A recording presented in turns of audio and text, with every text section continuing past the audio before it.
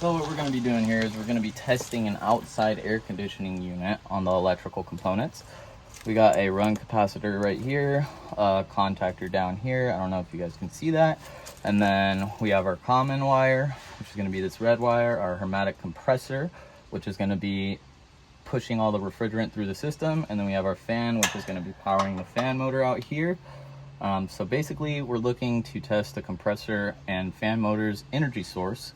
And this is gonna have the tested specs of 35 and then 5 microfarads. So 35 is your hermetic compressor, 5 is the fan motor.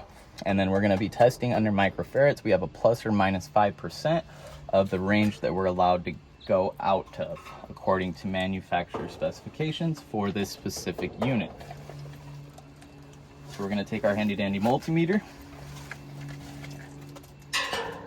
and we just dropped a fuse inside the unit. That's totally okay. Those fuses are just for when I'm messing around troubleshooting with like a bad board or something.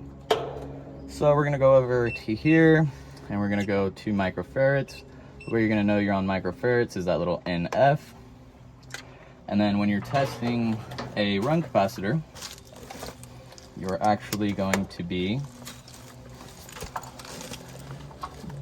going from common to fan and then common to your compressor. So C is common. We'll go ahead and do fan first. And we're at 4.95. Again, we have a plus or minus 5% availability of being in specs. So we are in specs according to this test. Let's go ahead and test the compressor now. Common to hermetic compressor. And we're at a 34.74 on the compressor side. So we are getting a little bit low of a reading, but it's not even close to what the manufacturer specifications allows for the range.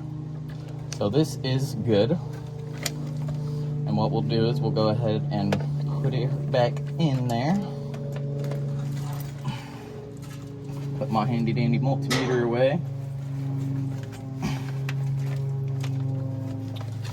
And then basically how this works is you have 240 volts that is ready to go in this disconnect box.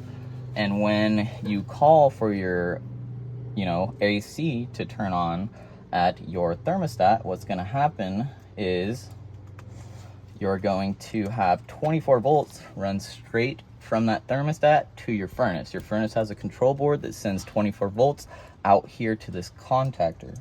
And then that contactor is going to be pulled in because it's an electromagnetic part, and the way that it works is when electricity hits this wound up coil, it pulls a magnetic force to make this contactor pull in, creating a close or a bridge for the relay or the electricity of the 240 volts to pass through that contactor, thus powering your compressor and your fan motor.